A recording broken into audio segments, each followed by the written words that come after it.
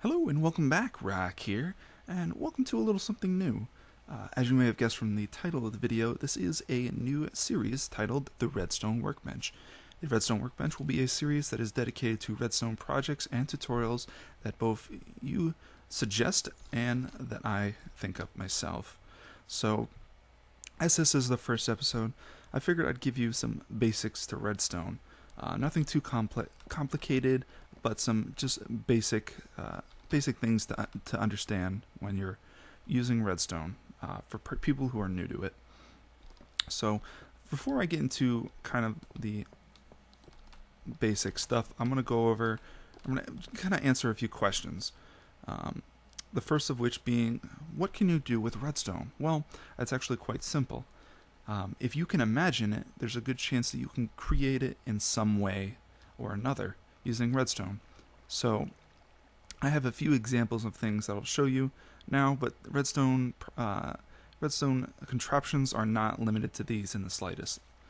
So the first thing I have here is a automated wheat harvester that can begin harvesting by the simple press of a button.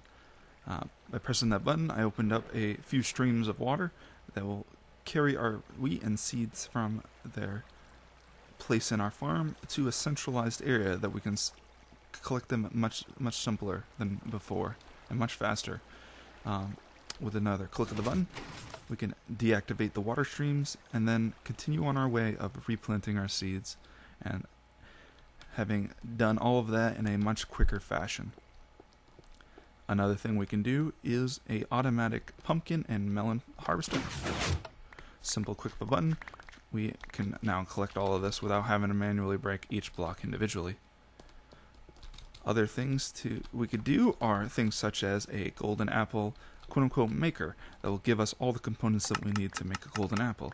So 8 nuggets and an apple, and voila, golden apple. Other things we can do are digital displays or counters. More fun things such as a TNT cannon. Fire in the hole!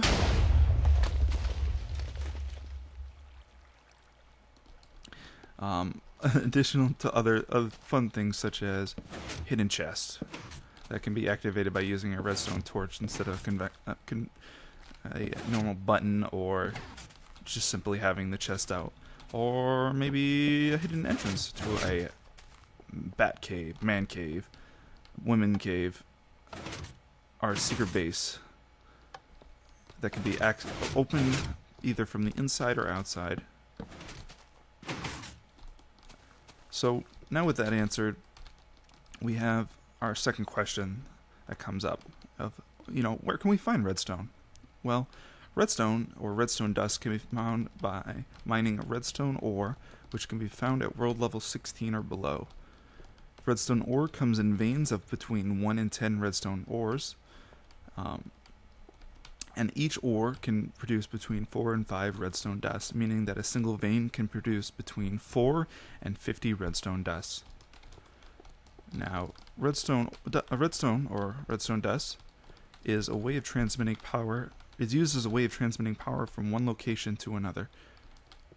So we can power this line by either using things such as a button, a wooden or stone pressure plate. The difference between these is that a stone pressure plate or a wooden pressure plate can be activated by both a physical item or a living entity, whereas a stone pressure plate can only be activated by a living entity. Other things such as a lever or a redstone torch can also power a line. Now, by default, a redstone torch is on, and so by default it will power a line. You can change the power state of a redstone torch, much like a lever, by giving it power or powering a block that it's attached to. So this block right here, if we provide power to that block, it will send power to the torch, in turn inverting its state. So when no power sent to the block, it's on. Sending power to the block, it's off. This is known as inverting it. Now, in order to make a redstone torch, we use a stick and a redstone dust in a similar fashion that we would make a torch either by using a crafting table or using our personal crafting inventory, or a crafting table in our inventory, which will produce this redstone torch. Redstone redstone can transmit power for 15 blocks before it is no longer able to transmit a current. So 1, 2, 3, 4, 5, 6, 7, 8, 9, 10, 11, 12, 13, 14, 15. You can tell a line, a piece of redstone has power being transmitted through it by if it emits particles or not. So as you can see, this is the 15th piece of redstone dust. If we add another line, another piece, this piece does not have current going through it, and therefore will not be emitting particles. Additionally, this redstone line can transmit power to an object at the very end of it, such as a door or a piston. But if we have a object at the one after it, such as we have, instead of 15 pieces in this line, we have 16 pieces, and then the door, it won't power it because the power ends at the 15th one, which would be right there. Now, although the line, or a redstone line, can only transfer power for 15 blocks, there are ways to extend it, such as a repeater. A repeater acts in a similar fashion to like a lever, where that if it's receiving power, it will transmit power for an additional 15 pieces of redstone. If it's not receiving power, it will not send power for to the attached redstone.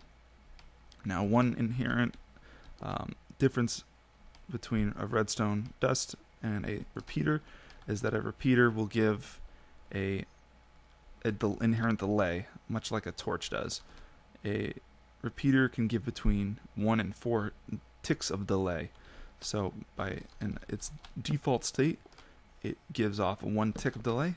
By right-clicking it, we can give it 2, 3, or even 4 ticks of the delay. Now, these ticks are fairly noticeable, as a 4-tick delay. That is a 4-tick delay of turning a door off, or sending power to the door from that far. We turn it to a 1-tick delay. It's much faster, but you can see that there is still a delay. Now, you can also use the double inverted redstone torches to also, in place of a repeater, and this was how someone would have to extend their redstone line prior to the actual repeater added to the game. So you would create a inverter here, which would send power to another inverter, in turn giving it the exact same state as before.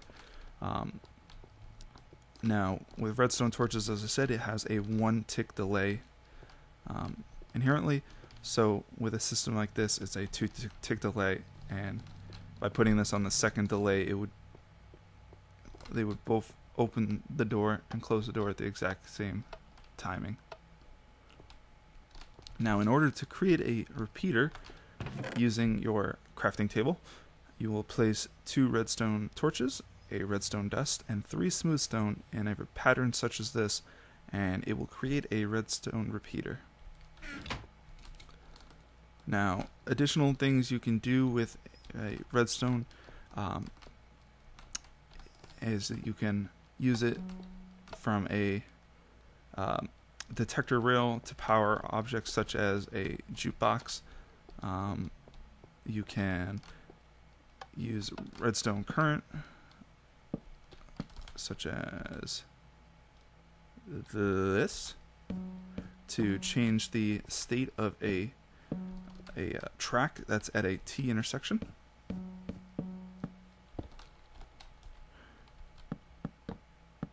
But just sending power like this will not actually change the state. You have to have another torch there, or a piece of redstone there to actually change it. Redstone can also activate dispensers, which is how what we do with the golden apple the maker. You can also power redstone lamps using redstone. Additional thing to note with redstone is that although you can travel in any direction horizontally, you cannot travel vertically with redstone, with the exception of being able to travel 1 block up.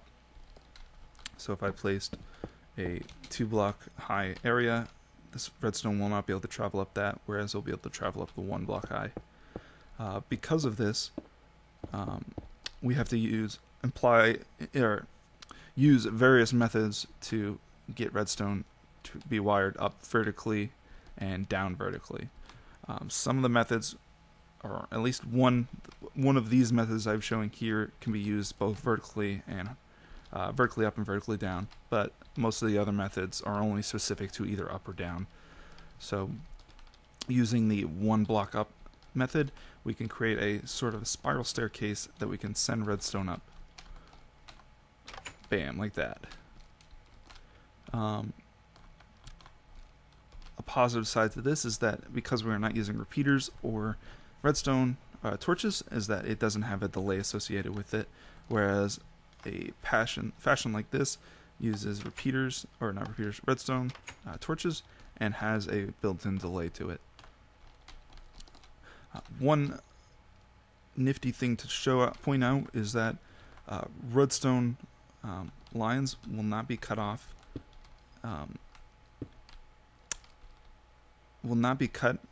From transparent blocks.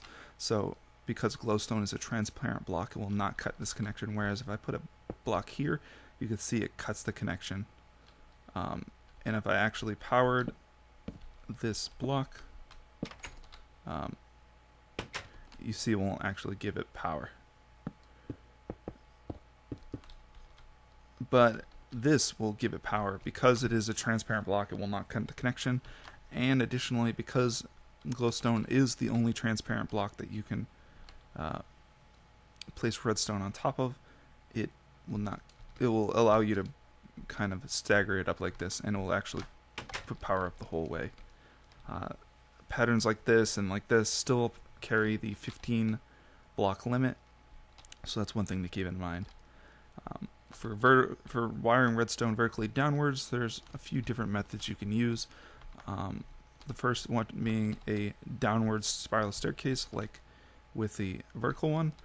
And another method is one like this, where this power outlet will come in here, which will provide power to this block and this torch. So if we give power, it will deactivate this torch, deactivating this piece, turning on this torch, powering this, turning off this torch, etc., etc.